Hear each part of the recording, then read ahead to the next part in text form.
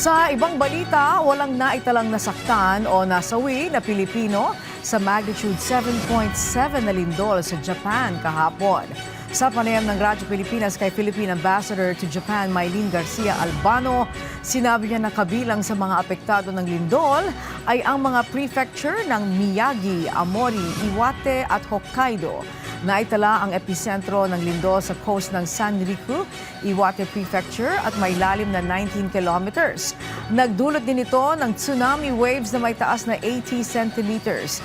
Tinatayang mahigit 8,300 na mga Pilipino ang naninirahan sa nasabing prefectures at patuloy na binabantayan ang sitwasyon. Mabuti naman po ang ating mga Pilipino dito. Ang Tokyo po is 500 kilometers away from the epicenter po na nangyaring lindol.